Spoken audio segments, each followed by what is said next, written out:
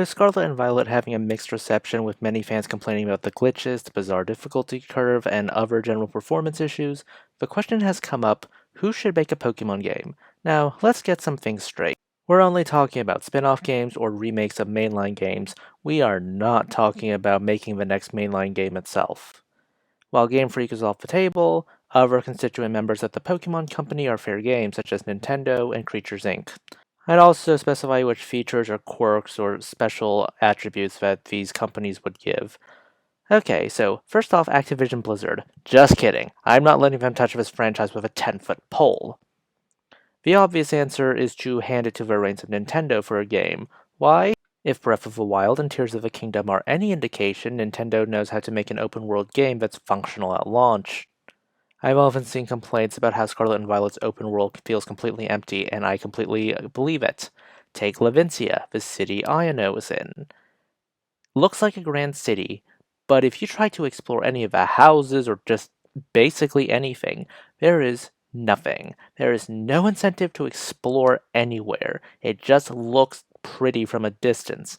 I don't think Nintendo would run into this issue making this game. It's not like Pokemon has no experience with developing 3D Pokemon games. Nintendo was actually the first to develop a 3D Pokemon game during the Pokemon Stadium days. Those assets would later be used for Colosseum and XD Gale of Darkness. The next developer on my list is Level 5. I have two words for you. Yokai Watch.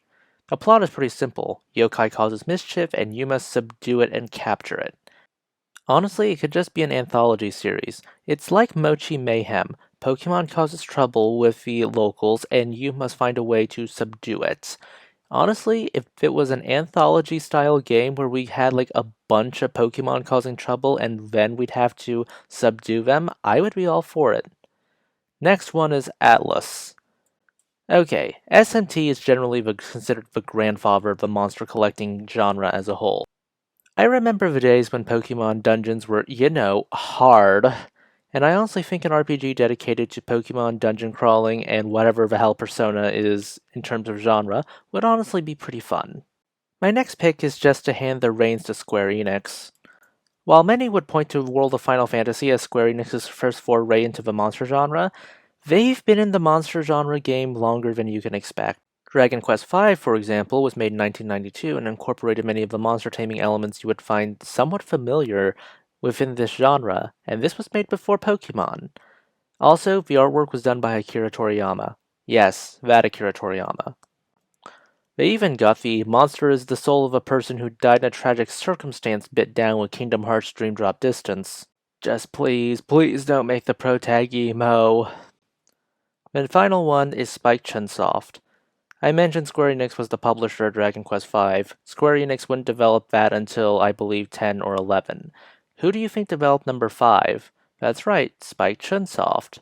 And I have two words for you. Mystery Dungeon. Their experience in Pokemon as a franchise was Mystery Dungeon. But those are just my thoughts. Please consider liking, subscribing, tipping the channel on Ko-fi. If you have any thoughts of your own, leave them in the comments. This is Cyril signing off.